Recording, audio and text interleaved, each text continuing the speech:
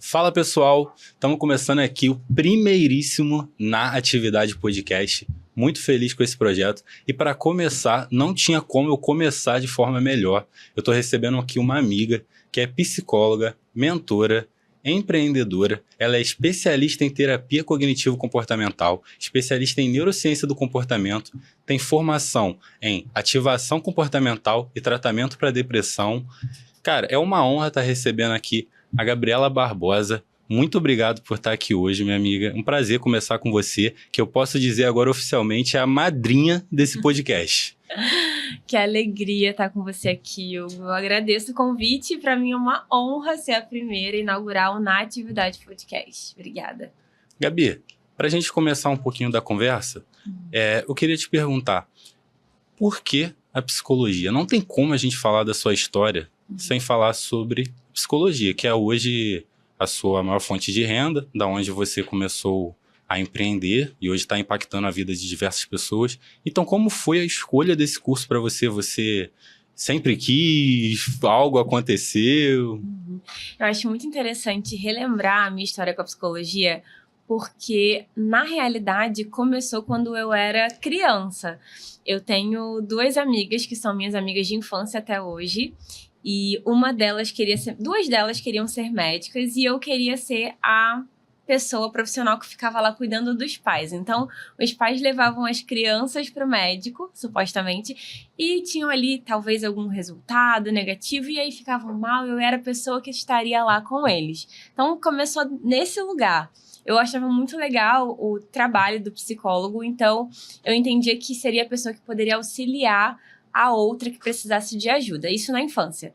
E aí eu cresci, na adolescência eu tive contato especificamente com 2 psicólogos na minha igreja e eu me encantei com o conhecimento deles, assim, eu os julgava como pessoas muito inteligentes e eu via algumas reportagens, assim, no jornal sobre crimes bárbaros, sabe? E nisso sempre vinha um psicólogo ou psiquiatra logo em seguida explicando o que era aquilo ali, aquele comportamento, talvez um diagnóstico, um possível diagnóstico.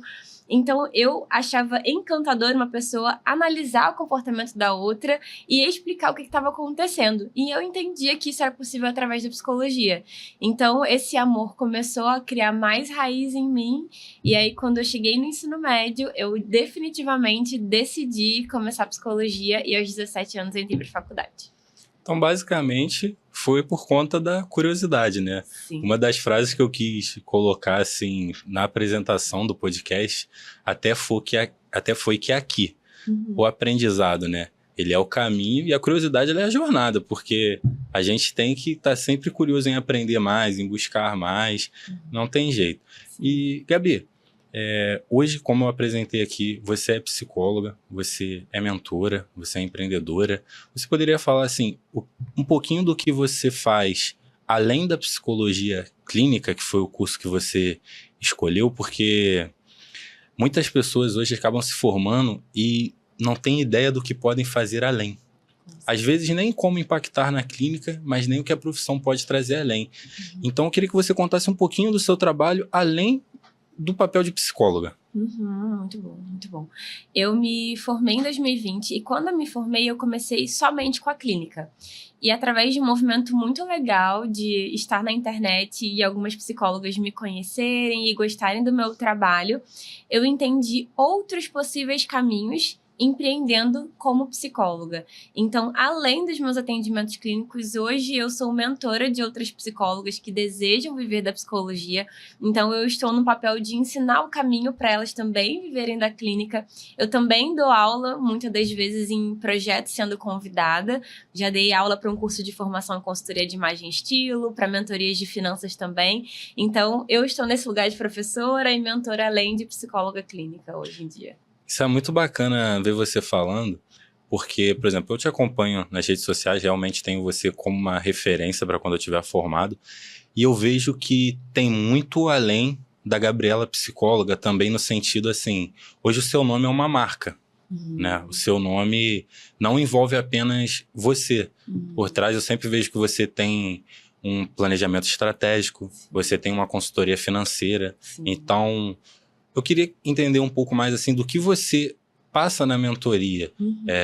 O que está além apenas do profissional psicólogo? Porque às vezes a pessoa acha que está formado, vou fazer um post no Instagram ali, vou captar pacientes e vai dar tudo certo. Mas você podia contar um pouquinho do que está além de você? O que é a sua equipe hoje? Muito bom. Eu costumo dizer que, para além de psicólogo, além de psicólogos, nós somos empreendedores. E o que é empreendedor? Empreendedor é aquele que transforma oportunidade em oportunidade lucrativa. Então, é justamente isso que eu passo e ensino para as minhas alunas, para as minhas mentoradas. Transformar oportunidade em oportunidade lucrativa. Então, na mentoria, nos programas que eu desenvolvo para desenvolvimento profissional, de carreira, eu ensino como construir uma marca pessoal, tendo em vista que estar na internet, ter uma marca, fazer ali a diferença, não se trata só de fazer um post e sair correndo. Precisa ter, de fato, uma estratégia, precisa ter estudo mesmo, precisa ter dedicação e precisa ter planejamento, como você bem colocou. Então, hoje eu tenho uma equipe que me ajuda, eu tenho a minha estrategista, meus estagiários e também tenho uma mentora de finanças. Tenho meu contador também, então é uma galera que trabalha comigo. E eles, de fato, hoje conseguem me auxiliar em tudo. Antes era muito concentrado em mim, mas à medida que o tempo foi passando, eu consegui alcançar alguns marcos na carreira. Essa equipe foi sendo consolidada e é isso que eu passo para essas pessoas que começaram na clínica, porque muitas das vezes se sentem perdidas, não sabem por onde começar. E aí eu ensino, de fato, a terem um posicionamento no Instagram, a conseguirem, de fato, construir uma marca onde as pessoas vão conhecê-las não só por serem a pessoa ali, fulano de tal, mas pelo que elas agregam na vida do outro. Então, eu vejo que isso é fundamental. Pô, perfeito, cara. Uma aula, uma aula.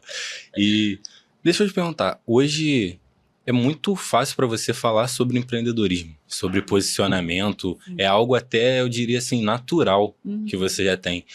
Mas da onde que surgiu isso? Porque, de maneira geral, você teve algum impacto na sua vida de algum empreendedor que te incentivou? Na sua família você teve algum incentivo? Da onde realmente que veio o empreendedorismo, essa veia empreendedora que você tem hoje?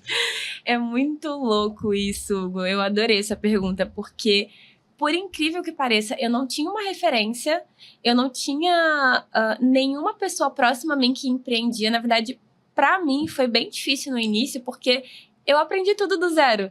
Então, eu tinha 18 anos, e olha só essa frase que eu trago sobre empreender é transformar oportunidade em oportunidade lucrativa. Eu tinha 18 anos, eu queria muito comer donuts, começou dessa forma. Eu queria muito comer donuts e as blogueiras que eu via na internet comendo donuts era sempre fora do país. Então, eu procurava lugares aqui dentro do Rio de Janeiro e não achava nenhum lugar. Falei, quer saber? Eu vou pesquisar na internet como é que faz e vou tirar foto, vou comer os donuts. E assim foi. Então, eu procurei a receita, fiz a foto, postei na época no Facebook em 2016. Olha só quanto tempo tem. Entregou a idade. Entreguei a idade. Ai, meu Deus. Socorro. Façam as contas. Então, em 2016, eu fiz o donut, tirei a foto e postei no Facebook. E aí, lembra da frase, né? Empreender é transformar oportunidade em oportunidade lucrativa. Quando eu postei, eu descobri que, além de mim, tinham muitas pessoas que também tinham esse desejo de comer donut, de tirar foto com donut. E aí as pessoas começaram a pedir. Gabi, faz pra vender. Gabi, eu quero. Gabi, eu quero. Eu lembro que, na época, a publicação teve mais de 50 comentários. E, assim, esse número para aquele momento era exorbitante. Dentro de um perfil pessoal, assim, normal. Em 2016, a gente tá falando, é um número realmente alto. Pois é, 9 anos atrás. E aí, eu simplesmente falei, ok, se for para fazer, eu vou fazer bem feito. Então, deixa eu entender o que é empreender, já que eu vou vender. Eu não vou só vender, eu vou empreender. E eu comecei a estudar empreendedorismo nesse momento. Então, eu não tive um referencial, não tive pessoas próximas. Eu estudei do zero, de fato, para conseguir. Então, no caso, antes do seu lado empreendedora como psicóloga, você teve um negócio antes. Você, no caso, como começou isso? Você montou uma loja? O que você fez na época? Sim. Então, eu comecei pelo Instagram. Na verdade, foi Facebook e Instagram, as redes sociais daquele momento que mais eram utilizadas. Hoje, Facebook menos, mas na época era muito usado. Então, eu, muito criativa, criei a página Donuts da Gabi.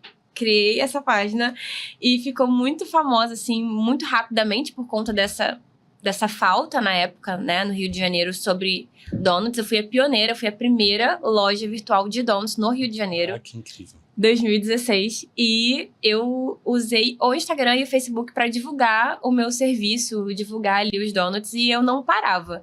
Então, eu criava alguns sabores, eu não sabia cozinhar, não sei cozinhar até hoje, mas deu certo com os donuts, pelo menos.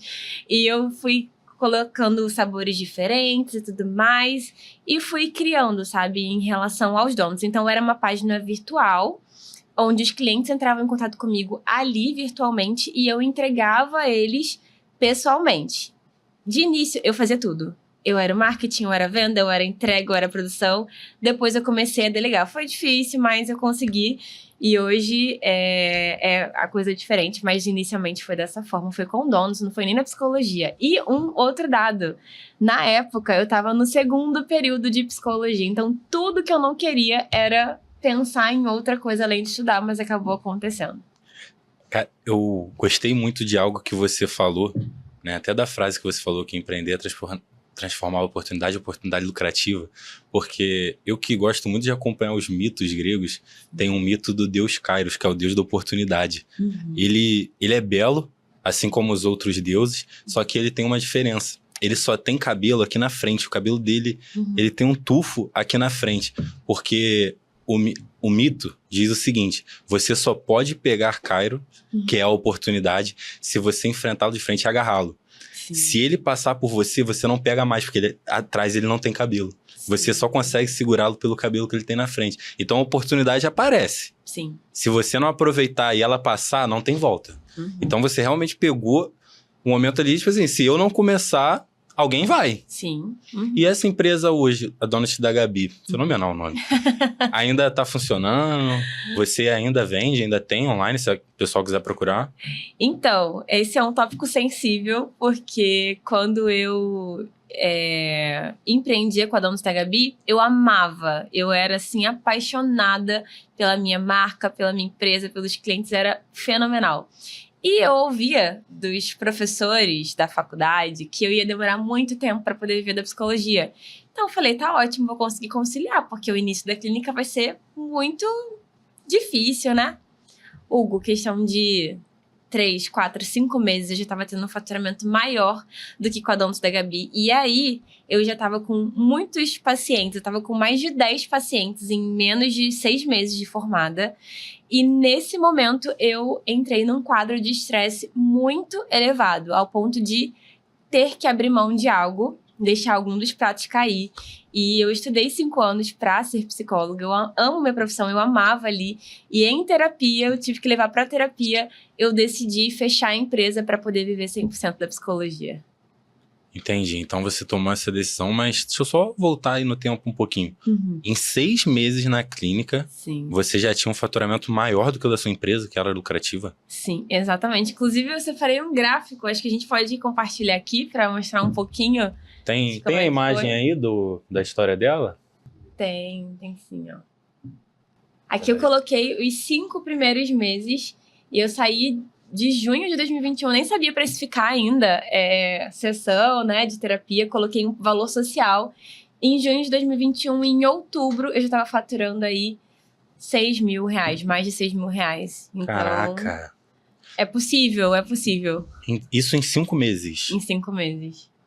Caramba! Em 5 meses. E isso sem ter um número grande no Instagram na época, né? Porque você tá colocando ali, você tinha 281 seguidores, aí foi crescendo. Muito gradualmente, assim, foi realmente entregando um bom trabalho, tentando fazer algo diferente do que a maioria das pessoas fazia em termos de atendimento e, principalmente, eu tentava ser diferente na experiência do paciente. Então, acho que isso também colaborou bastante para esses números crescerem expressivamente. E nessa época aí, já tinha alguém ou era só você? Tipo assim, era só a Gabi? Já tinha muita gente no Instagram. Já tinha muitas psicólogas nessa época. Porém, uma coisa que eu fiz, aí vai ficar já como uma dica, eu só falava para as minhas alunas, olha, eu vou dar um ouro aqui para vocês que estão assistindo o podcast.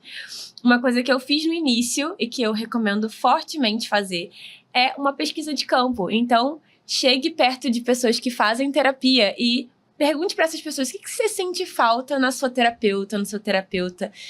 E aí as pessoas começaram a me falar. Os meus amigos que faziam terapia falavam, poxa, no final da sessão, a minha psicóloga passava uma tarefa de casa, mas passou uma semana eu esqueci de fazer. Eu anotei. Opa, então os planos de ação precisam ser relembrados. Eu vou mandar. Outros falavam assim, olha, o meu processo terapêutico acabou, mas eu não tinha nada para poder relembrar, não tinha nada para poder consultar. Opa, não. Quando o meu paciente receber alta, ele vai receber material para poder fazer a sua autoterapia. E isso eu não só vivi no bastidor, mas eu colocava no Instagram para gerar desejo nas outras pessoas também. Então, Caramba, isso ajudou. Que incrível. Então, você empreender, gente, é realmente você sanar uma dor. O empreendedor, ele resolve um problema. É algo que eu vi o Flávio Augusto falar uma vez que eu achei genial. Boa. Ele fala... Pô, quem não sabe, o Flávio Augusto é dono dos maiores cursos de inglês do mundo. Do Brasil, pelo menos, é um dos maiores, né? Dono da Wise Up. E ele fala, cara, hoje o cara é bilionário, começando vendendo curso de inglês, montando o próprio curso. Ele fala, se o ensino no Brasil fosse de qualidade, se o inglês fosse ensinado com qualidade nas escolas, eu não existiria. Então, ele enriqueceu resolvendo uma dor da população. Então, realmente, é muito... Isso é perfeito, essa colocação que você fez, esse entendimento. E eu não posso deixar de fazer essa brincadeira. Vocês viram, né? Ela recomenda que as alunas dela roubem os pacientes dos outros. Não é. Ela recomenda. Ela recomenda isso. Não, tirando brincadeira, incrível, porque eu até sou bom em matemática, mas não dá pra eu calcular esse crescimento aí em 5 meses que você teve. Mas foi um crescimento realmente... do primeiro pro segundo mês já foi absurda a diferença, né? Foi. Você mais do que quadruplicou realmente o seu faturamento. Com certeza. Isso é incrível. Sim. Incrível mesmo, Gabi. E você até comentou qual a importância que você vê hoje para suas alunas, eu imagino que você deve falar isso, do profissional estar na rede social. Você acha que hoje existe profissional autônomo fora da rede social? Eu não acredito num empreendedor hoje, no momento presente, 2025, que não esteja nas redes sociais. Para mim, é muito difícil um profissional autônomo divulgar o seu serviço, que, aliás, depende de como a pessoa quer trabalhar, né? Se for um profissional que não quer inovar, que quer depender de algumas coisas e, enfim, não depender de algo que esteja no controle dele, ok. Mas se é uma pessoa que não espera coisas aleatórias ou indicações, ele precisa estar na rede social. Então, eu não acredito que seja possível crescer de forma tão exponencial, considerando que tem algumas variáveis. Por exemplo, a localização. Algumas pessoas vivem em cidades que são desfavoráveis, economicamente falando. Então, o Instagram é uma rede social onde você consegue alcançar pessoas de todos os lugares, inclusive fora da sua cidade, fora do seu estado, fora do seu país. E isso é possível através da divulgação do seu serviço e através das redes sociais, não ficar preso à sua localização geográfica. E bacana você comentar isso, que realmente, né? Antigamente, se você pensar antes da terapia online, o psicólogo ele ficava limitado a um atendimento presencial. Ele ia atender quem é da cidade dele, ou no máximo alguém que é de uma cidade próxima. E curiosidade até, qual a pessoa mais longe que você já atendeu? Porque deve ser até bacana você aprender com outras culturas, né? Porque você é carioca, mas você deve atender gente do Brasil inteiro. Nossa, essa é uma das partes que eu mais amo no meu trabalho. E a minha paciente atual, inclusive, que eu atendo mais distante, mora na Austrália. Ou seja, literalmente do outro lado do mundo. 24 horas quase de diferença, se eu não me engano. Caraca! Austrália. Então, você, no caso... Como funciona essa questão de pacientes internacionais? Você pode atender esse paciente de fora? Para quem é psicólogo, você pode atender brasileiros que moram no exterior. Exatamente. Eu posso atender brasileiros que moram em qualquer lugar do mundo. Então, eu tenho pacientes daqui do Rio de Janeiro, de fora do Rio de Janeiro, em outros estados e em outros países também. Inclusive, eu tenho pacientes que já moram fora há muitos anos e que, eventualmente, já fizeram terapia com algum nativo local. Então, pessoas que são dos Estados Unidos ou da Europa já fizeram terapia com psicólogos de lá e entendem que é muito diferente com alguém que é da sua nação, que é do mesmo país que você. Então, até isso, em termos culturais, a terapia tem muita diferença. Então, isso, inclusive, é algo muito bom para os brasileiros que moram no exterior. É isso bem relevante, porque eu lembro que, como estudante de psicologia também, né, eu tenho muito como referência, assim, quando se trata de pesquisa, Sim. E principalmente quando a gente fala de adaptação da TCC, a Carmen, Sim. como uma grande referência. Ela tem um artigo falando sobre a adaptação da TCC para o contexto brasileiro, que eu achei muito bacana que ela fala isso. O brasileiro, ele talvez teria dificuldade a se adaptar ao jeito mais diretivo, talvez, que algumas outras culturas têm. Normalmente, o nosso povo é muito acolhedor, né? Sim. É um povo muito amável. Sim. Então, eu imagino que isso faça total diferença. Inclusive, na relação terapêutica, né? Que é um dos pilares, basicamente, da terapia. Você conseguir estabelecer um bom vínculo com o seu paciente, né? Eu imagino que já é uma grande base, né? Assim, para o processo terapêutico, até para ele confiar em você. Sim. E um questionamento que eu tenho para trazer, eu imagino que você fale disso com os seus alunos. Hoje você tem uma oratória muito boa, né? Obrigada. O posicionamento é muito bom. Você sempre teve essa facilidade para falar? Você antes tinha dificuldade de se expressar? Porque eu acho bacana você pensar também que essa nossa capacidade de oratória, de se expressar, ela pode interferir também quando você for fazer uma psicoeducação com o seu paciente, né? Você conseguir se expressar bem, expressar a importância do porquê ele tem que fazer aquele plano de ação que você está passando para ele. Sim. E como que é isso para você? Você sempre teve essa facilidade? Inclusive, aproveitar, né? Eu quero uma aula grátis. Dá uma aula aí sobre o que é psicoeducação para quem não sabe. Boa. Gente, é muito interessante você perguntar sobre essa questão da oratória, da psicoeducação. A psicoeducação, inclusive, ela é base no tratamento em terapia cognitivo-comportamental, que a gente vai explicar para o paciente ou um padrão comportamental dele, ou o diagnóstico, caso ele tenha. Então, é justamente trazer a ele a educação do funcionamento psicológico dele. E considerando essa questão da oratória, obrigada, inclusive, eu sempre tive facilidade de me comunicar, mas eu sei que nem todas as pessoas são assim. Inclusive, eu tenho muitas alunas que têm dificuldade. De forma geral, até um dado interessante, eu tenho um nível baixo de ansiedade, e isso facilita com que eu não fique tão ansiosa ou preocupada em situações de exposição. Mas o contrário também acontece, é mais comum, inclusive, do que esse meu padrão de baixo nível de ansiedade. Então, para quem tem mais dificuldade de se expressar, de ficar mais tenso, existe também uma série de técnicas que facilitam e colaboram para que essa pessoa consiga desenvolver. É uma habilidade, então, como toda habilidade, a gente pode desenvolver, e isso acontece através da exposição. Às vezes as pessoas elas têm dificuldade de dar um primeiro passo porque pensam ali que não tem uma boa oratória ou que ficam tensas, e é justamente a prática que vai levá-las a um lugar de melhor excelência. Você falou da exposição, até aproveitar para puxar um gancho. Muito bom isso, né? De que toda habilidade ela é treinável, né, cara? Isso é realmente fenomenal, porque muita gente às vezes se pega num impasse de eu não consigo, não dá para fazer. E realmente, assim, com ajuda é possível. Às vezes, realmente, se você tentar sozinho é muito difícil, não que seja impossível. Mas, você conseguir um bom terapeuta para te ajudar nesses processos, realmente tudo é muito possível. E até achei engraçado aqui, eu queria puxar um gancho, que hoje a gente olha a sua rede social, uma das pautas que você mais está trazendo, que você acaba tendo uma expertise muito grande, é o burnout, é o estresse. E você acabou comentando aqui antes que fechou a empresa que estava num nível de estresse. Então, assim, a burnoutada querendo falar de burnout. Mas eu queria que você contasse por que você chegou nisso e não só isso. Eu queria te pedir também para explicar se você acha importante hoje o profissional autônomo, seja ele psicólogo ou não, que nem tem um belo fotógrafo aqui trabalhando agora. A gente vê fotógrafos trabalhando, por exemplo, com nicho em casamento, um nicho em ensaio externo, ensaio interno.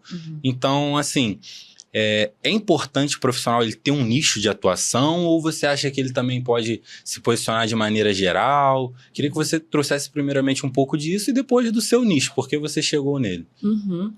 Muito bom. Eu acho muito importante ter um nicho.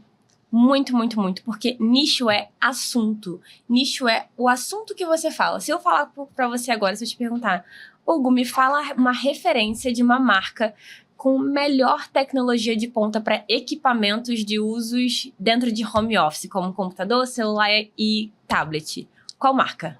Não vou fazer propaganda. Você pensou, eu pensei, e você também pensou que a Apple é a única marca que vem na nossa cabeça. É uma marca. Então, é importante que a gente consiga, dentro de uma marca pessoal, trazer ali uma única coisa, trazer um assunto específico. Então, quando a gente fala de nicho, é o assunto que você fala. Persona é para quem você fala. Quanto mais claro nós tivermos isso, mais fácil e melhor a nossa comunicação. E mais ainda, isso facilita porque, num longo prazo, nos torna especialistas e com maior expertise naquilo, trazendo ali ser uma referência única na vida das pessoas. Cara, isso é muito bacana mesmo, porque eu acompanho bastante conteúdo sobre empreendedorismo. E, por exemplo, aqui no Brasil, por exemplo, às vezes a gente fala que vai comprar uma lâmina de barbear. Todo mundo fala, vou comprar uma Gillette. Sim. E Gillette é a marca. Como é o caso do Bombril. Não vou comprar uma palha de aço, vou comprar um Bombril. Sim. Então, é o poder realmente de uma marca, né? Às vezes você tá nichado naquilo ali, é o seu produto base e você é reconhecido pelaquilo. Sim. Você toma proporções realmente por conta daquilo. Isso é muito importante mesmo. Até porque se você tiver nichado, eu imagino hoje, você se importa em falar, hoje o seu nicho é o estresse, né, o burnout. Sim. Tem alguma semelhança entre os pacientes que você atende hoje? Muito bom. Inclusive, faltou até te responder em relação a como eu cheguei no meu nicho, né? Eu olhei para minha história de vida e eu vi um erro muito grande que eu cometi até chegar nesse quadro de estresse muito grande, que era de não respeitar os meus limites, não saber dizer não para as outras pessoas e para mim mesma, e querer dar conta de tudo, salvar o mundo, ser uma super heroína que nós não somos, ninguém é. Então, o resultado disso foi uma vida com bastante estresse, um estresse muito elevado. Então, isso fez com que eu visse o prejuízo na prática e decidisse ajudar pessoas que eventualmente pudessem chegar nesse lugar. Então, foi assim que nasceu o meu nicho. Eu amo estudar sobre estresse, amo estudar sobre burnout, tenho gostado cada dia mais. E você perguntou agora em relação ao estresse e burnout? Não, eu queria saber se existe alguma semelhança entre os seus pacientes. Boa. Sim, dos pacientes que vêm pelo Instagram. Hoje em dia eu recebo muitas indicações de pares, de outros profissionais, de pessoas que enfim, gostam do meu trabalho, ou de outros pacientes, né, principalmente. Então, as pessoas que vêm através de indicação não têm o tanto, entre aspas, filtro da demanda, porque elas vêm de indicação. Preciso de uma terapeuta, enfim. Mas para quem vem através das redes sociais ou alguém que me indicou com a referência das minhas redes sociais, tem sim essa semelhança em geral sobre o estresse. De forma bem clara, assim, a maior parte dos meus pacientes hoje em dia. Mas, por exemplo, todos trazem essa demanda em específico. O estresse estão lidando. Mas tem alguma... Eu posso perguntar, alguma profissão que está mais suscetível ao estresse, por exemplo? Os pacientes que eu atendo, a maioria são, sei lá, psicólogos, são engenheiros, são empreendedores? Tem alguma demanda, assim, mais específica que você vê hoje, que está mais, assim, vulnerável ao estresse? Muito bom. Eu posso trazer essa referência principalmente ao burnout, porque olhando para o quadro de burnout, né, que é o estresse crônico relacionado ao trabalho, pensando nessa perspectiva de algo que seja meio que geral, a maior parte dos meus pacientes que eu vejo que sofrem de estresse, eventualmente podem entrar num quadro de burnout, são empreendedores. Olha só que interessante. Pois é. E estão na internet. Então, existe isso, mas existem profissões, sim, que são mais suscetíveis ao burnout, que são profissões relacionadas ao cuidado ao outro. Então, a área da saúde, nós, da psicologia, médicos, fisioterapeutas, enfermeiros, pessoas que trazem ali um alto grau de violência vivenciado, então, bombeiros, policiais militares, pessoas que trabalham diariamente com situações muito graves, né, de exposição, professores também, pessoas que trabalham na docência. Então, tem sim algumas profissões que merecem um alerta de realmente prestarem atenção em relação ao burnout. São mais suscetíveis, sim. Caramba, cara. E é muito... Eu achei legal você falar, assim, que você é uma empreendedora que atende outros empreendedores, basicamente, né? Sim. Pela demanda que você tem. Porque essas pessoas normalmente lidam com muita pressão. Sim. E para entrar num gancho de algo que eu gostaria de te perguntar, esses empreendedores que você atende hoje que lidam com essa pressão talvez excessiva, gerando um quadro ali de burnout ou um estresse excessivo que a pessoa está lidando, normalmente são pessoas que estão construindo do zero ou pessoas que já começaram uma família de empreendedores ou algo assim. Isso Você vai... chegou a... Só pergunta, não sei se você chegou a pegar esse filtro com a maioria deles.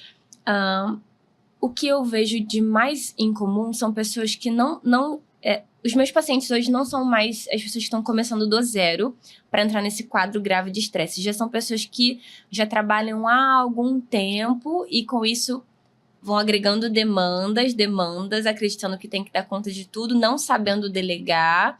Então, são pessoas que acabam entrando num quadro grave de estresse justamente devido a essa sobrecarga. Não, sim, se eu só pontuar na minha pergunta, no caso, eu queria saber assim, se essas pessoas são pessoas que começaram do zero, no sentido assim, começaram a própria empresa do zero, ou se são pessoas, por exemplo, o cara que nasceu e o pai dele já tinha uma empresa, ele herdou e ele tá com dificuldade de gerir aquele negócio. Entendi. Quais casos que aparecem mais?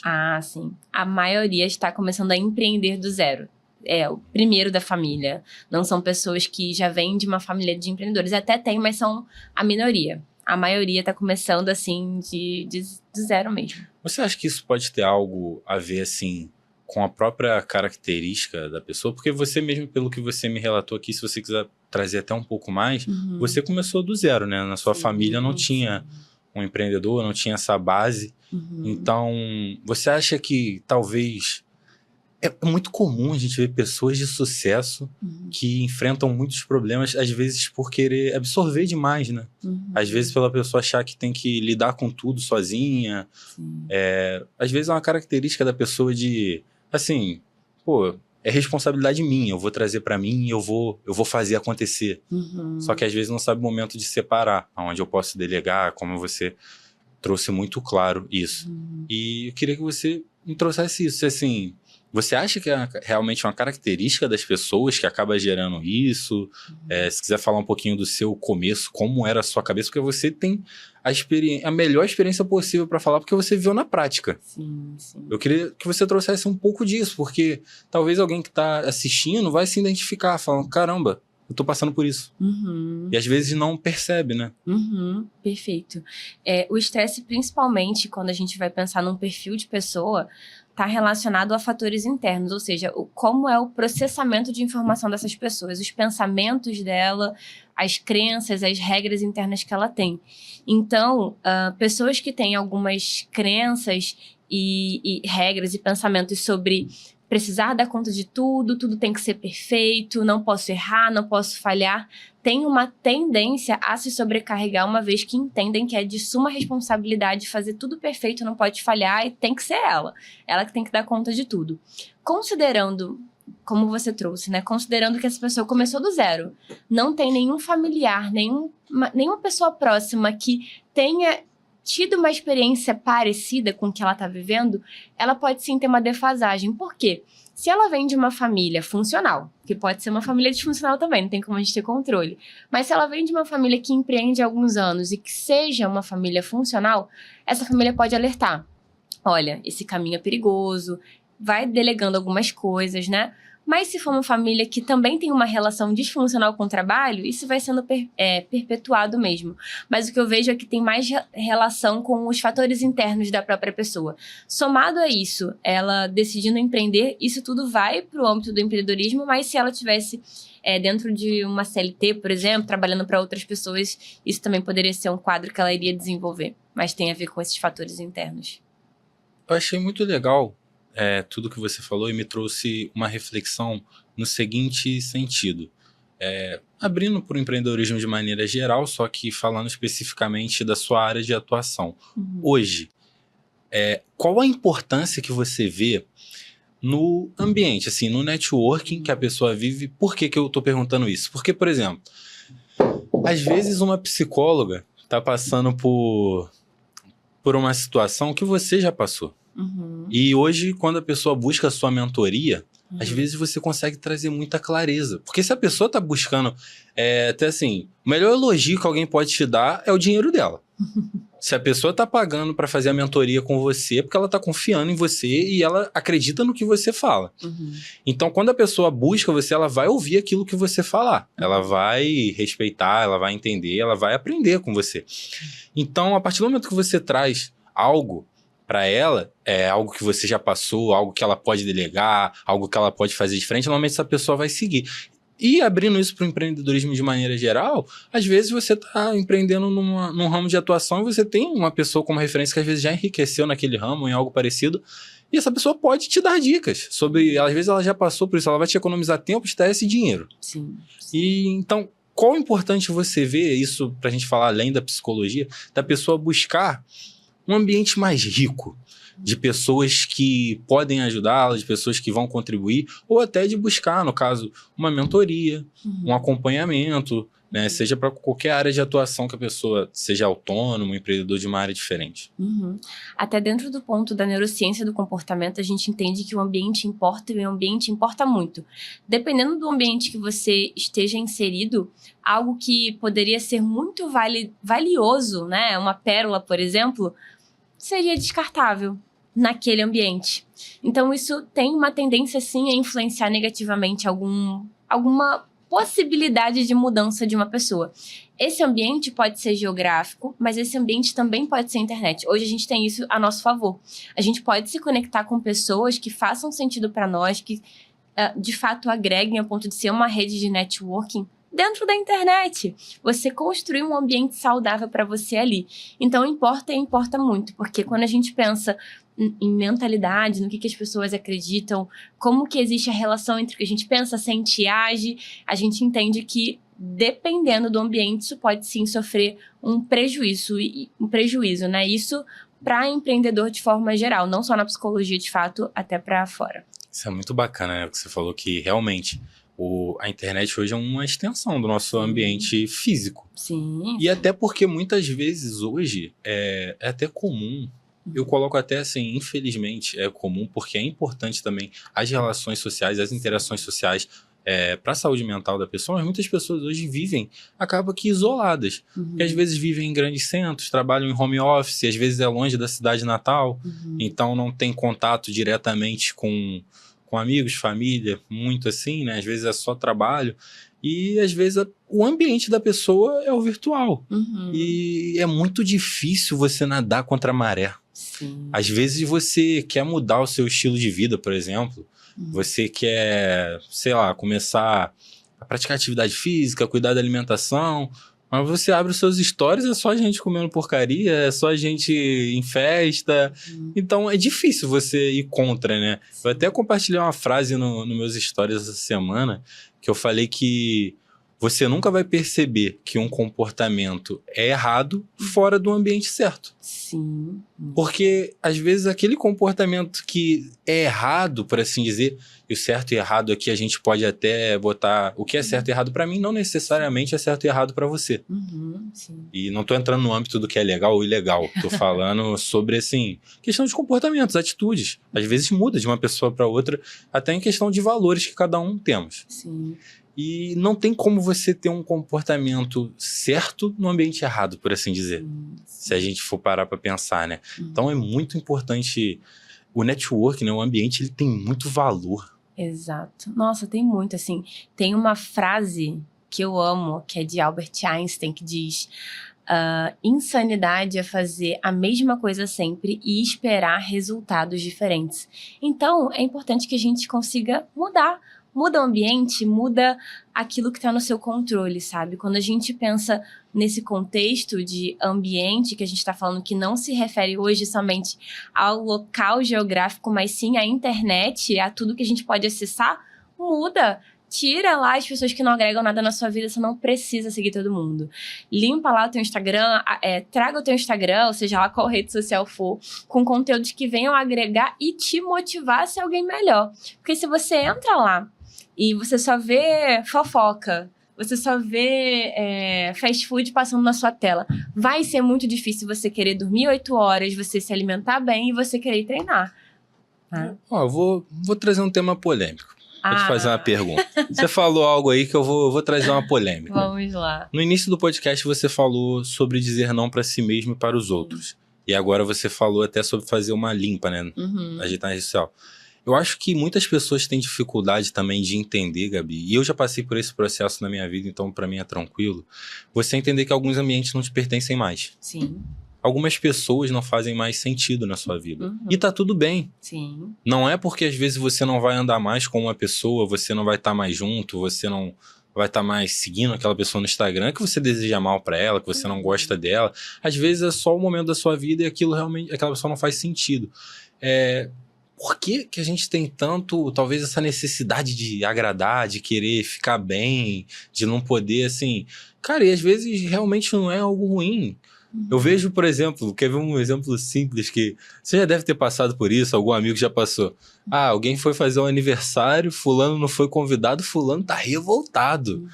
E às vezes assim, cara, tá tudo bem, é só um momento da vida. Às vezes o momento passou e aquela pessoa não faz mais sentido. Por que as pessoas às vezes têm tanta dificuldade em entender isso? Porque a vida é feita de ciclos. Óbvio que a gente tem que valorizar as pessoas que foram e são importantes pra gente, que fazem parte da nossa vida. Mas eu só digo no sentido assim, às vezes o estilo de vida daquela pessoa não combina mais com o seu hoje. Sim. E tá tudo bem você mudar de ambiente, você estar em outro grupo. Não é um problema, né? Mas você sente que existe algo assim, por que as pessoas são dessa maneira, agem dessa maneira? E você trouxe uma palavra que acho que a gente pode começar esse pensamento por ela. Valorização. Algumas pessoas têm a ideia de que elas não podem desagradar o outro porque isso demonstra ingratidão ou demonstra que estou desvalorizando, desmerecendo, desdenhando. São regras, né? São pensamentos que as pessoas eventualmente têm e que isso conduz ali os comportamentos, influencia o comportamento dela não conseguir colocar limite. E aí a gente vai para um ponto muito importante de entender algumas coisas aqui. Eu, na verdade, vou trazer uma analogia que eu uso com os meus pacientes em sessão. Quando a gente fala sobre encerramento de ciclos e pessoas que eventualmente não vão ficar na vida. A roupa que você usou no seu aniversário de 1 ano, de 5 anos, é linda. Vai continuar linda. Depois de 20 anos, você vai pegar aquela roupa e vai achar ela maravilhosa. Mas ela só coube lá quando você tinha 1 ano, quando você tinha 5 anos. A roupa que te vestia, linda a roupa, aos 5 não te cabe hoje aos 25. Isso não se trata somente de roupas. Agora, Hugo, você deixou de achar aquela roupa linda? Não. A roupa é linda e ela te vestiu perfeitamente aos 5 anos, mas não hoje aos 25. Então, a gente pode atribuir isso também às pessoas. Você não vai ser ingrato ou desvalorizar algo porque não te cabe mais. Mas você vai entender que aquilo ali cumpriu o seu papel quando tinha que ser. Então, eu vejo que isso é o mais importante. Quando a gente, de fato, olha, reconhece, valoriza. Nossa, foi muito importante. Até hoje eu olho, lembro e vejo quão fez sentido lá. Mas hoje não. E tudo bem. Sim, com certeza. E muitas vezes realmente você é grato e você quer o bem da pessoa. Sim. Às vezes, eu, por exemplo, digo por mim, às vezes tem uma pessoa que eu não tenho tanto contato, não vejo tanto, mas pô, às vezes eu vejo uma conquista da pessoa e realmente me faz bem. Sim. Eu me sinto feliz. Eu vejo e falo, caraca, foi assim, pô, ver essa pessoa conquistando isso é maravilhoso. Exato. Eu fico realmente realizado pela pessoa, me sinto bem, fico feliz. E assim, é genuíno. E eu só não tenho contato mais. Sim. E faz parte. Exato. Às vezes falta as pessoas terem esse feeling, né, cara? Sim. De entender que a vida também é feita de ciclos, muitas vezes. Exatamente. Ciclos se encerram, novos ciclos começam. Exatamente. Tá tudo bem. Isso. E até para complementar aqui, existem 2 coisas que a gente precisa sempre pensar. Valores e aspirações. O que para mim é importante e a vida que eu quero ter. Então, às vezes, o que para você foi importante lá atrás não é hoje. Ou aquilo que para você hoje é muito importante para aquele seu amigo lá de trás já não é. Então, se torna incompatível, sabe? A vida mesmo. E as aspirações, aonde a gente quer chegar, a vida que a gente quer ter, nem sempre vai abarcar todo mundo. Então, evitar desagradar um erro. A gente vai desagradar. Inclusive, a gente desagrada e agrada pessoas pelo mesmo motivo. A questão toda é não sentir culpa por isso. A culpa é uma emoção que sinaliza a responsabilidade pelo dano. E não existe uma responsabilidade à medida que você mudou, seus pensamentos mudaram e essa pessoa acabou não permanecendo. E o que ela escolheu para a vida dela também não está errado. É algo que ela escolheu que é diferente de você e tudo bem. Não, e vou até um pouco além nisso, você trouxe uma palavra legal pra gente falar, que é o desagradar. Sim. Porque tem algo também, assim, eu acho muito impactante uma frase que é: o mundo ele pode fazer tudo por você, menos a sua parte. Você é o herói da sua própria história. Se você não fizer, ninguém vai fazer por você. Sim. Determinadas coisas dependem de você. Então, muitas vezes eu vejo também que, por exemplo, sobre o dizer não. Às vezes, você me convida para um evento. Às vezes, eu não tenho, naquele momento, eu não tenho condições de ir, porque às vezes, até financeira, meu dinheiro está alocado no meu projeto que eu estou construindo, ou eu não tenho disponibilidade de tempo, porque o meu tempo tem que estar alocado em outra coisa que eu estou trabalhando. Só que às vezes a pessoa se força a ir pela necessidade de dizer sim, de não desagradar o outro. Sim. E às vezes ela se coloca em segundo plano para colocar terceiros em primeiro. Sim, sim. E isso é muito comum, você vê na clínica hoje, com seus pacientes, você escuta esse relato? Muito comum, inclusive façam terapia, porque esse padrão gera muito sofrimento, muito. A pessoa ela pode até reconhecer esse padrão, mas às vezes é tão difícil até para ela sair. Por isso que na terapia a gente entende o que causa aquilo ali. Né? Qual que é o processo que está envolvido nessa dificuldade de dizer não, de desagradar? Qual que é o perigo que está pairando pela sua cabeça? Né? O que pode acontecer de pior se você dizer não? Então, isso nem sempre é possível da pessoa mudar de forma tão simples, digamos, e às vezes é necessário encarar um processo terapêutico desafiador, mas que pode potencializar aí, grandes avanços para a pessoa. E essas situações também podem ser fatores, assim, que vão desencadear o estresse?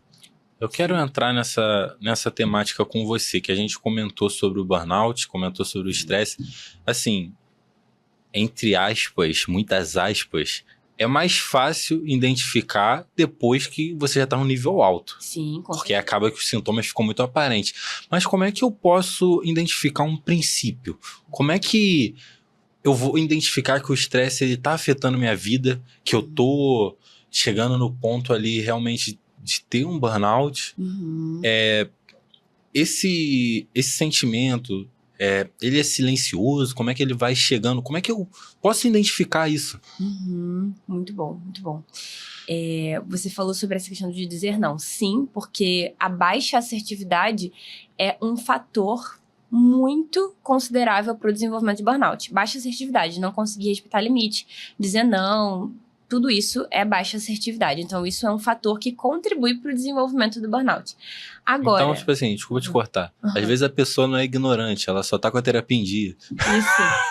Exatamente. Se ela me disse não, exato, ela só tá com a terapia em dia. Isso aí. E a pessoa que não aceita não, aí é com ela, né? Aí é com ela. É ela que vai trabalhar na terapia dela.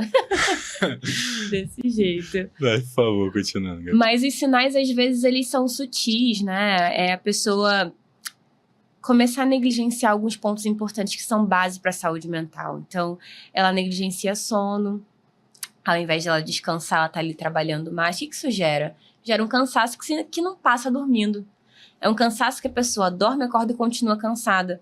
Uma indisposição, uma dificuldade de se concentrar no que precisa, uma irritabilidade, um nível de ansiedade muito mais intenso do que o normal. Principalmente que eu vejo na clínica é a dificuldade de concentração e a indisposição, esse cansaço, porque isso incomoda. Não só a pessoa, mas quem está à sua volta. Considerando, por exemplo, um contexto de empresa. A dificuldade de concentração vai fazer a pessoa o quê? Errar mais no trabalho. Então, isso implica num chefe brigando, alguma coisa assim. Se for o empreendedor, como é o caso que a gente está falando de empreendedorismo, a dificuldade de concentração vai fazer com que ela erre, por exemplo, com um cliente direto, com um paciente direto. Então, quando ela vê esses prejuízos acontecerem ali debaixo dos olhos, ela busca terapia. Mas os sinais estão sutis. Um cansaço, irritabilidade, dificuldade de concentração, uma insônia, fadiga. São alguns sinais que começam a aparecer e a pessoa vai achando que, não, isso aqui não é nada. Muito bom você comentar isso, porque assim, uma coisa que é muito negligenciada hoje é o sono. Sim. Você comentou como o sono também acaba impactando nisso, né? Você comentou que a pessoa acaba não dormindo bem. Sim. E pela literatura científica a gente sabe como o sono tem um impacto poderoso na nossa vida. Sim. Então, a pessoa, hoje em dia, por diversos fatores, né? Uso de telas excessivos antes de dormir, são diversos fatores que levam um sono de uma pior qualidade hoje. Mas quando você recebe, assim, até um paciente na clínica, é comum você identificar que o sono dele é desregulado ou até, tipo assim... Porque não importa também, né, você dormir só uma quantidade de horas, mas o seu sono tem que ter qualidade. Sim. E é algo que você identifica em comum em todos os pacientes, assim, pô, a maioria dos pacientes que estão lidando com alto nível de estresse, que estão passando burnout, eles não dormem bem. Todos. Todos? Sem exceção. Caraca. Todos. Ou eles começaram a dormir mal por consequência do estresse. Ou eles começaram a dormir mal e por isso desenvolveram estresse. Mas todos têm problema com sono. Inclusive, na sessão de avaliação, é de praxe. Eu pergunto como que é o sono dessa pessoa. Não tem nenhuma intervenção vai ser eficaz, vai trazer o resultado que eu espero se esse paciente tem prejuízo do sono. Não tem como. Normalmente aí você junta o sono, normalmente quando a pessoa não tem um sono de qualidade, o córtex pré-frontal ele já se torna menos efetivo, por assim dizer. O funcionamento dele acaba sendo prejudicado. E aí você junta com o estresse, um alto nível de cortisol também afeta o funcionamento do córtex pré-frontal. Como é que são as escolhas de alguém que está passando por um alto nível de estresse? Como é que essa pessoa faz escolhas? Exatamente. Afeta muito a tomada de decisão dela? Totalmente. As funções executivas dessa pessoa estão todas prejudicadas. Então, a tomada de decisão, resolução de problemas, a pessoa que inicialmente conseguia resolver os problemas do trabalho, vamos colocar nesse contexto, né, de trabalho, conseguia resolver os problemas, agora não consegue. Tarefas que eram simples, hoje parecem tarefas muito desafiadoras e um nível de impulsividade muito grande também. Então, a pessoa começa a ter ali respostas mais rápidas.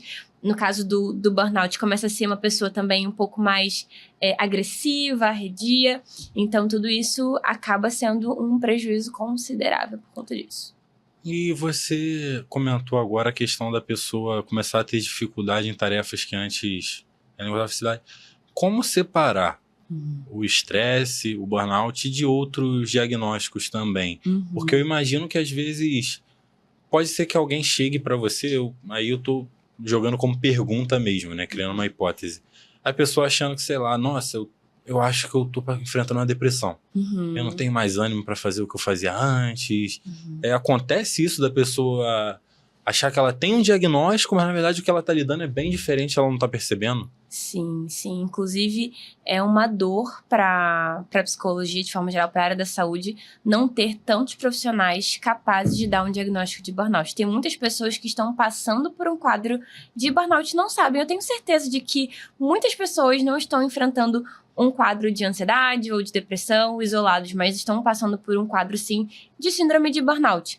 Porque é também um objeto de estudo muito recente, e isso é possível sim de acontecer, só que o burnout ele tem 3 grandes características, que são exaustão, despersonalização e baixa eficácia pessoal. Então, claro que a gente vai avaliar clinicamente para poder fazer até um diagnóstico diferencial, mas falta também expertise na prática dos profissionais para conseguirem desenvolver um diagnóstico de burnout especificamente. Quando você fala de despersonalização, você está querendo dizer que a pessoa ela realmente não toma as próprias decisões nesse sentido? O que você quer dizer com isso? Seria um certo cinismo, ou seja, a pessoa ela não consegue mais ter tanta empatia, ela se torna uma pessoa um pouco mais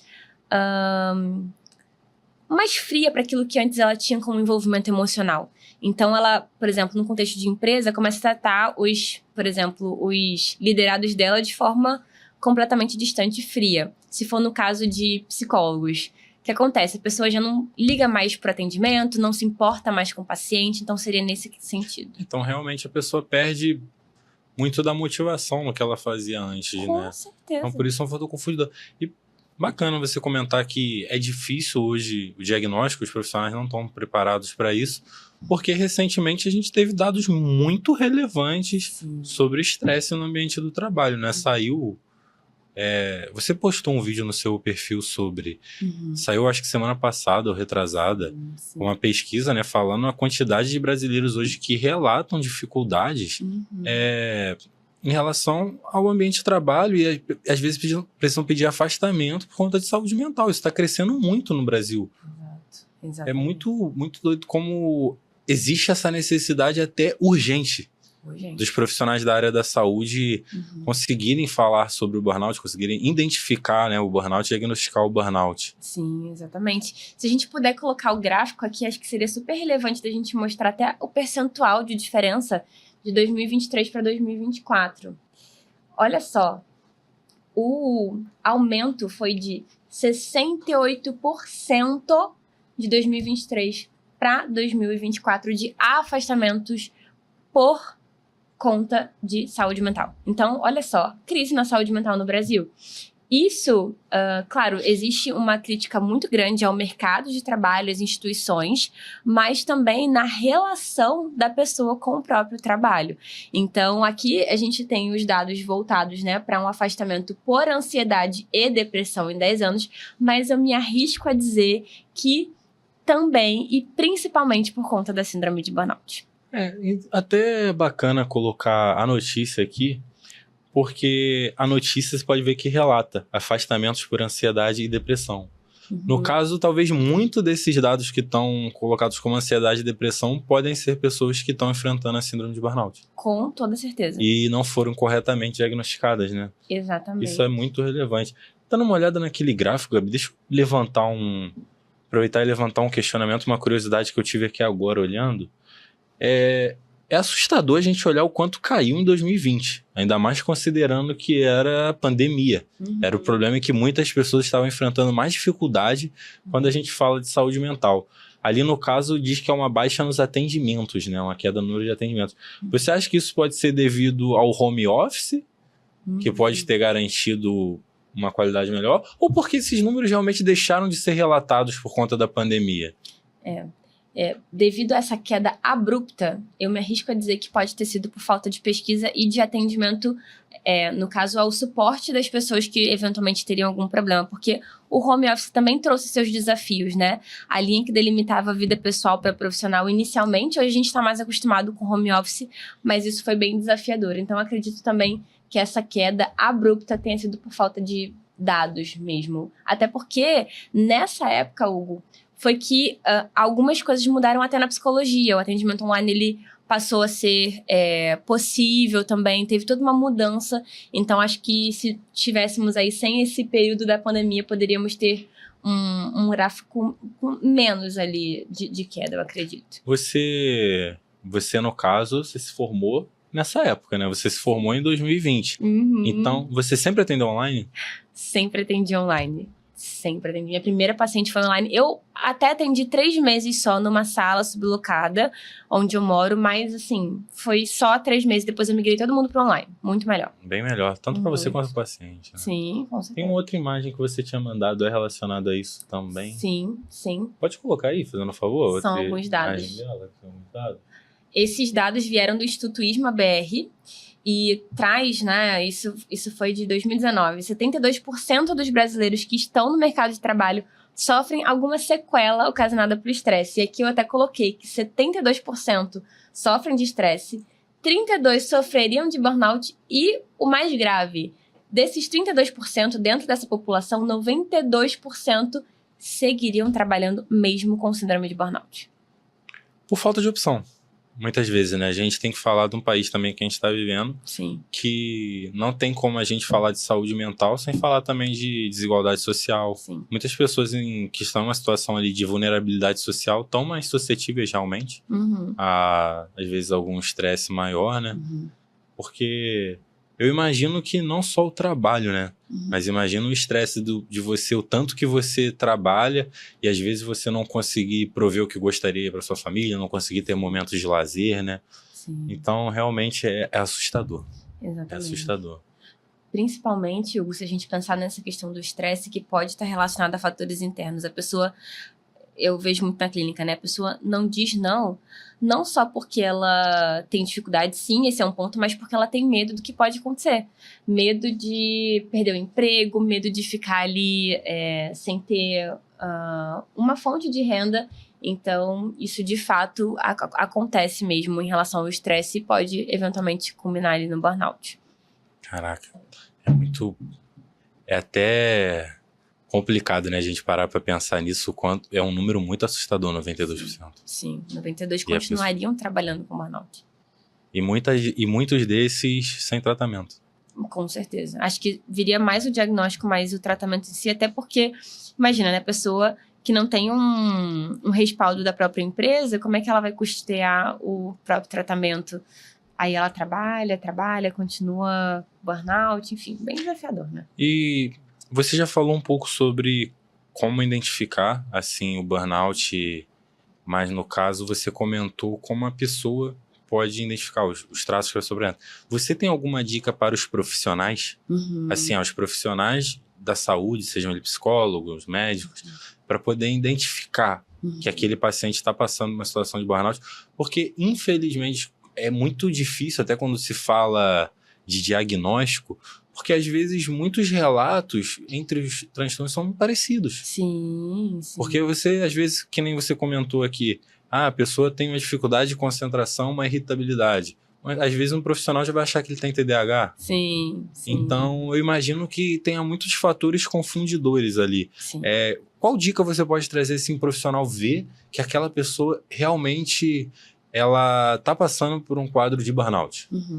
Principalmente entendendo qual é a causa. Se essa causa for ocasionada tão somente pela atividade laboral, tão somente pelo trabalho, fica aí uma grande possibilidade de ser burnout.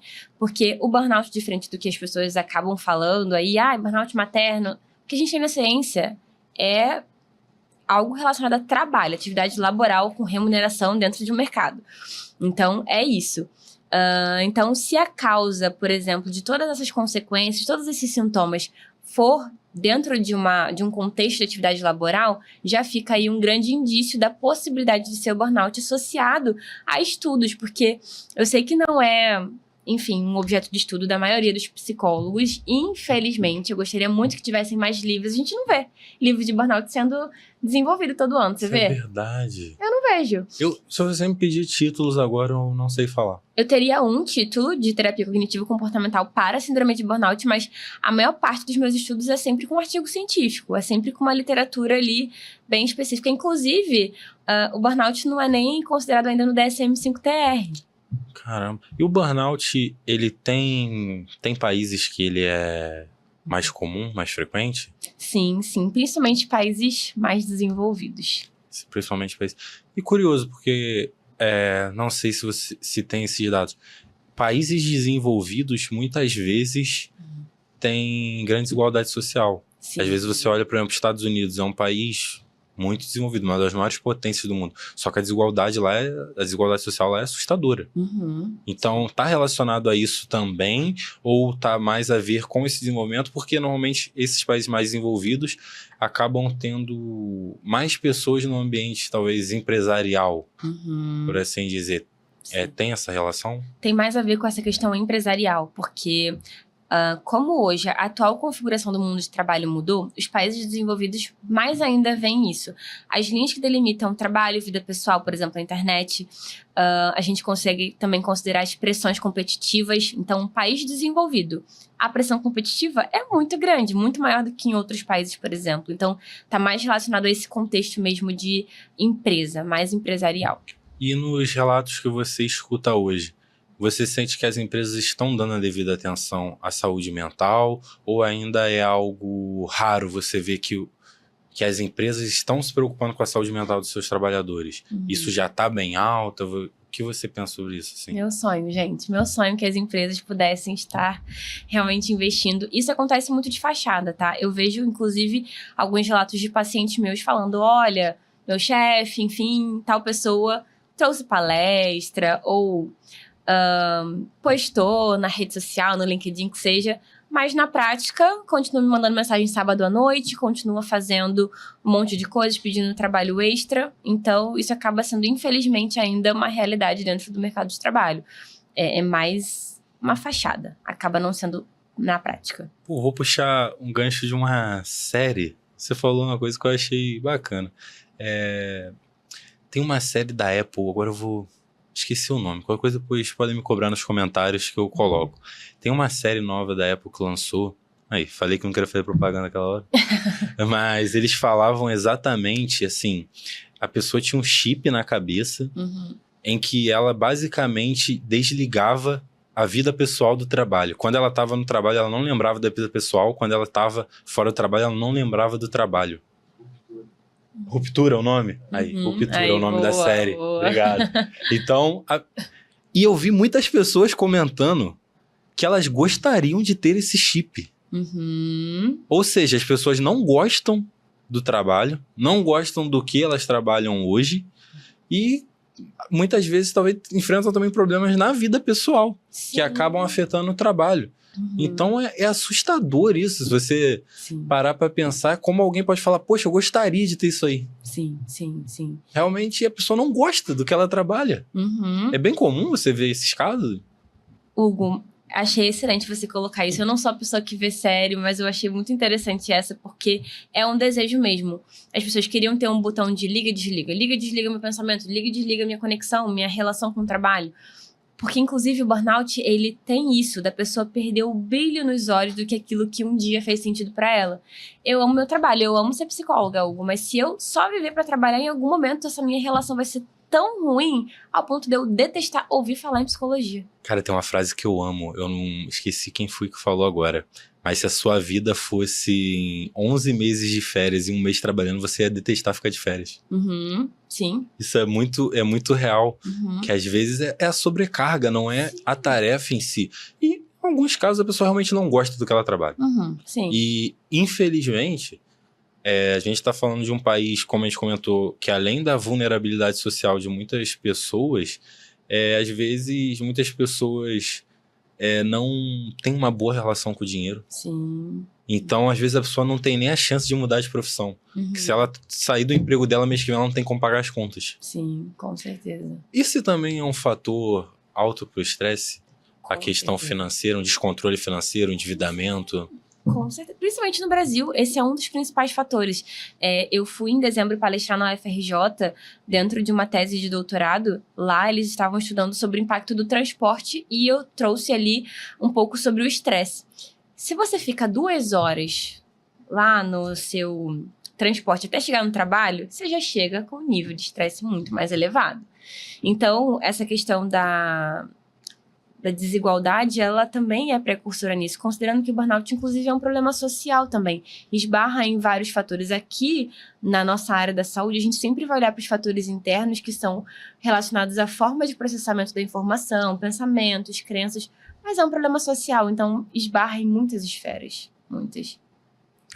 Isso aí não tem como escapar. Não tem como você falar de saúde mental sem você pensar no social. Sim, finanças. Não tem como a gente separar. Não tem como.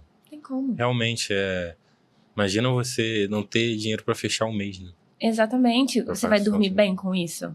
Não tem como. E assim, uma coisa ainda é só você. Muitas vezes essas pessoas têm filhos, têm uma esposa. Às vezes o cara tem uma esposa que depende dele, a família de maneira geral depende dele. Que no Brasil também, se você parar pra pensar, como é difícil você organizar a sua família de maneira geral. As creches não têm qualidade, é difícil conseguir vaga nas creches públicas. Então, às vezes, a mulher ela não tem a oportunidade nem de estar no mercado de trabalho se tiver um filho pequeno. E às vezes o marido ganhando pouco. É muito, muito difícil. E aí, agora vem um questionamento também para te trazer. O burnout, ele tem uma incidência maior em algum gênero específico? É mais relatado por homens, por mulheres? Tem algo assim ou ele é geral? Em relação a gênero, não. O que a gente tem de maior prevalência é em relação a profissões. Agora, em gênero, como são poucas as pesquisas, a gente não tem tantos dados assim específicos, mas sim em relação a profissões. É até difícil, né? Como se fala poucas pesquisas, como é difícil nomear Sim. o burnout hoje em dia, né? Exato. Por isso que essas dicas que você trouxe hoje são totalmente valiosas para poder ser apresentadas. Sim. E por que? Mas assim, você sendo um tema tão nichado, tão assim, difícil até de você falar, porque muitas pessoas não conhecem. Sim. Às vezes você chegar para falar de burnout em alguns ambientes, muitas pessoas não vão nem saber o que é. Sim.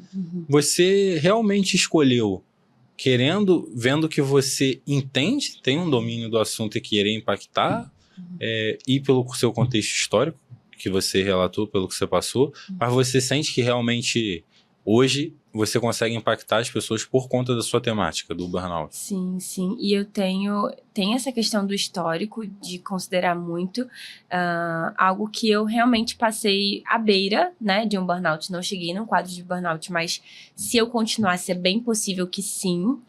Mas, principalmente pensando no longo prazo, o quanto isso vai ser relevante, já que muitas pessoas não estudam, muitas pessoas não se aprofundam nisso, então precisam ter pessoas que estudem sobre isso, e como é algo que eu gosto, que eu sempre tive interesse na literatura, eu decidi realmente não só nichar no Instagram, mas de fato debruçar os meus estudos nessa temática, considerando que são poucas as pesquisas. Então, às vezes a gente levanta assim, tem pouca pesquisa, mas tá, o que você tá fazendo em relação a isso? Então eu vou pesquisar. Então eu vou querer entender melhor, sabe? Para eu poder contribuir e ser uma das profissionais que podem eventualmente ajudar pessoas que estejam nesse quadro, considerando que 68% a gente viu aqui no gráfico.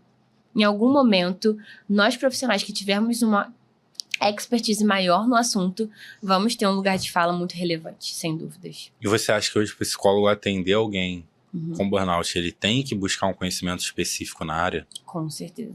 Quão importante é isso? Muito importante, porque segundo a terapia cognitivo-comportamental, a gente vai ter um plano de tratamento. Então, se a gente não tiver ali um diagnóstico correto, é jogar dado e atirar com a sorte, né? A gente vai estar brincando com a vida de uma pessoa. Então, é fundamental, eu diria. Você pode deixar algumas dicas, então, assim, de como a pessoa busca esse conhecimento? Porque eu realmente não sei. Existem cursos que você recomenda? Ou, por exemplo, livros você falou que é uma deficiência, mas, por exemplo, o livro que você relatou é um bom caminho? Aonde buscar artigos? Deixa essa dica para os psicólogos que também querem impactar a vida de pessoas nessa temática. Gente, pesquisem o livro Terapia Cognitivo-Comportamental para a Síndrome de Burnout. Ele vem falando sobre várias profissões, sobre o que é, como foi a história, o desenvolvimento do termo em si, e também vem trazendo ali a temática sobre plano de tratamento, como tratar pacientes com a síndrome de burnout. Artigos, tentem pesquisar com o nome Marilda Lippe. Eu conheci a Marilda Lippe, ela é uma referência em estresse e burnout aqui no Brasil. Inclusive, a conheci pessoalmente no CBTC no ano passado. Cheguei a ir numa palestra dela depois lá em São Paulo, e ela tem uma contribuição muito vasta sobre o tema, inclusive ela traz alguns workshops eventualmente, então é um nome muito importante para a academia, inclusive ela tem referência até em artigos internacionais, mas basicamente pesquisar sobre estresse e burnout em artigos científicos na literatura. E pô, é muito bom, né? Você vê uma brasileira tendo esse impacto até a nível internacional, se tornando uma referência, né? Sim. Ela, no caso, você recomenda que encontre os artigos dela por onde? Como é que a pessoa vai buscar? No Google Acadêmico? Na PubMed? Em que locais você acha que é mais fácil encontrar? Fazendo uma pesquisa no Google pelo nome dela, a pessoa já consegue? Já consegue. No Google Acadêmico, na PubMed, a gente já consegue associar ali vários artigos, até na Div12 mesmo, a gente encontra lá no site, colocando o estresse ou burnout. A maioria dos artigos, pelo menos no Brasil, tem uma citação de Lippe, não tem jeito. Já que a gente está trazendo essa temática aí de umas dicas, vamos pegar umas dicas gratuitas, extrair um pouquinho, né?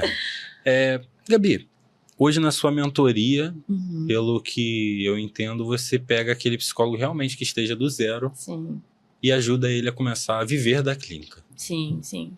E quais são os pilares mais importantes hoje para você dentro da sua mentoria que um psicólogo deve seguir? Muito bom, muito bom. Um dos principais pilares é...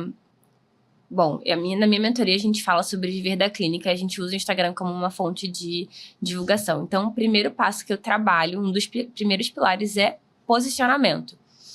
Por que posicionamento é tão importante? Essa palavra está um pouco defasada, né? Assim, a gente fala, posicionamento...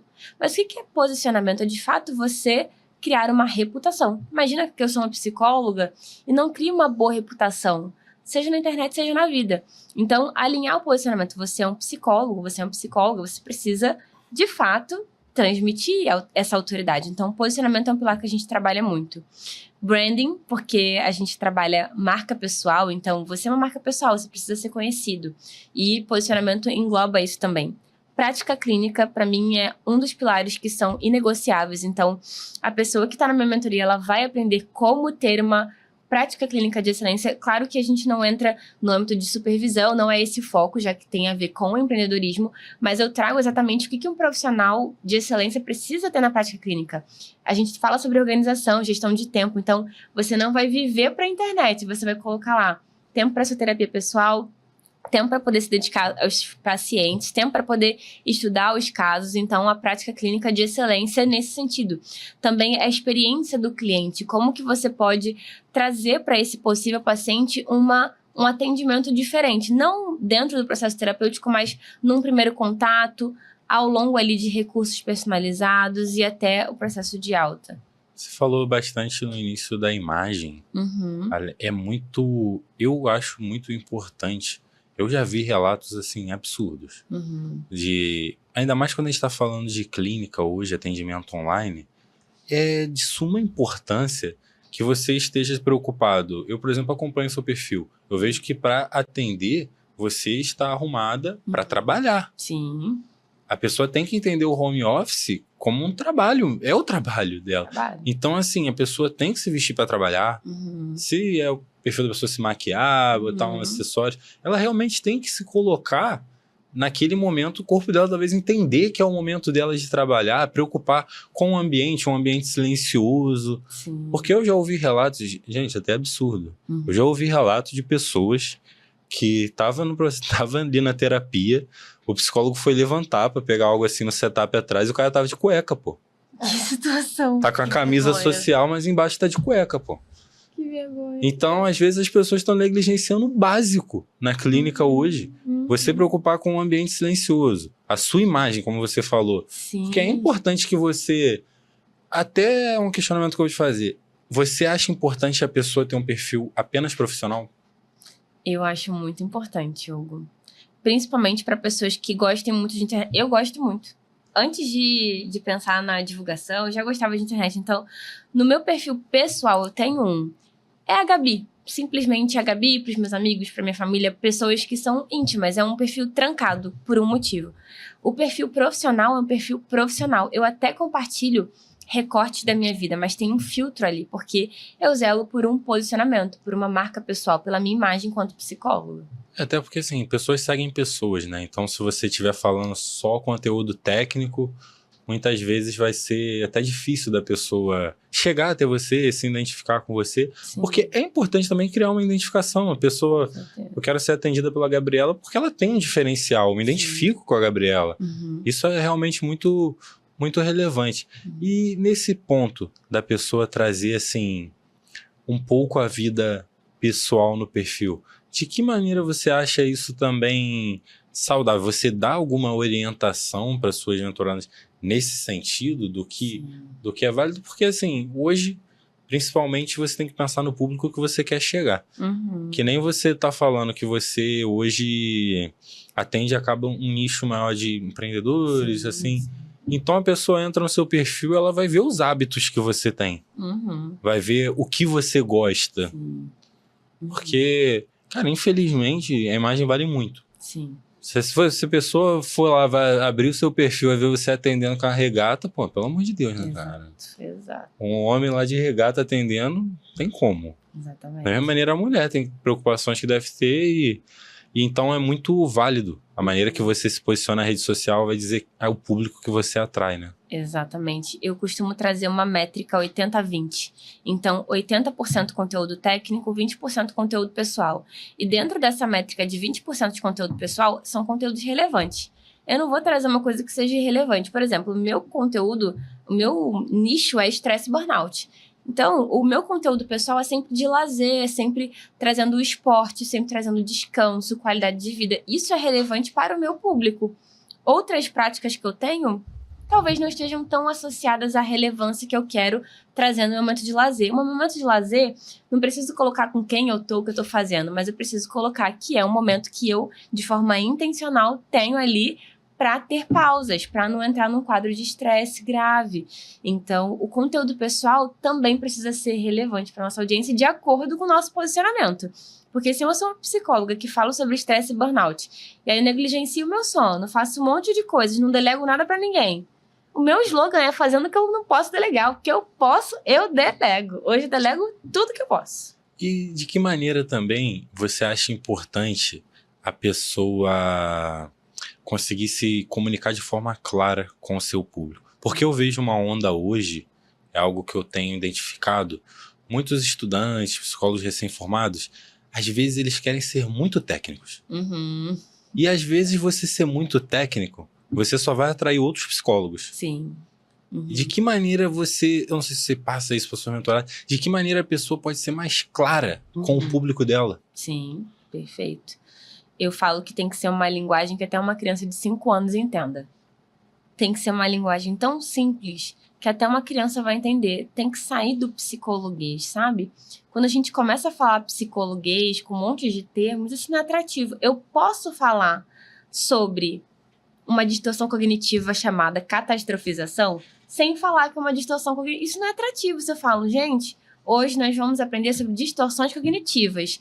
Uma delas é catastrofização.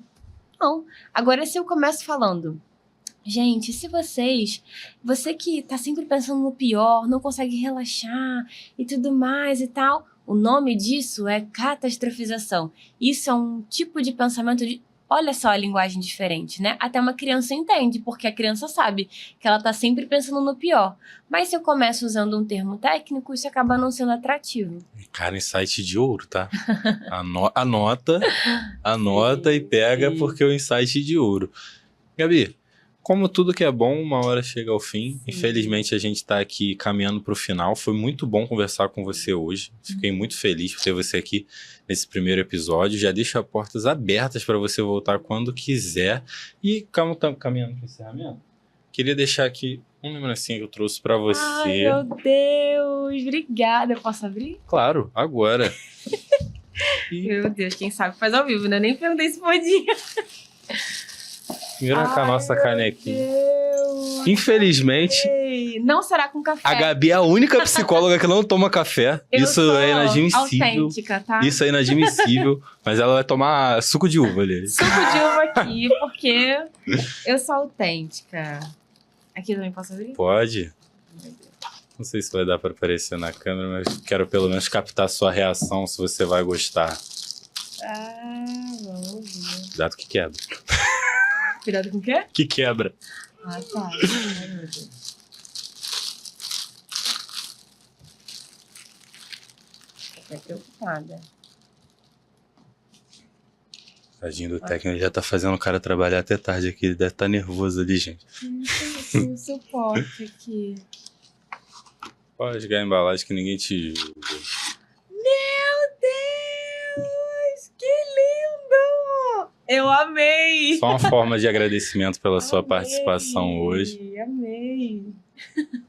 Já faz a pose pra foto. Gabi, só pra gente finalizar aqui, você poderia falar como te encontrar nas redes sociais? Claro. Como que a pessoa que quiser conhecer mais o seu trabalho, seja buscando terapia ou mentoria, como é que essa pessoa vai te achar hoje nas redes sociais? Com certeza, com prazer. As minhas redes sociais são @psigabrielabarbosa. no Instagram, no TikTok também. Vocês me encontram lá no Instagram, tô todos os dias postando um pouco da minha rotina, um pouco do meu trabalho. E quem tiver interesse em fazer psicoterapia comigo, tem um link, vai direto pro meu WhatsApp, meus estagiários vão passar todas as informações. É muito chique ter estagiário. Bota o Matheus pra trabalhar. Vou aí, Matheus, eu já recebi a mensagem. Gabi, muito obrigado mesmo pela sua participação. A gente vai fechando aqui. Muito obrigado a todo mundo que acompanhou. Não se esqueça de curtir, se inscrever aqui e fique na atividade com a gente.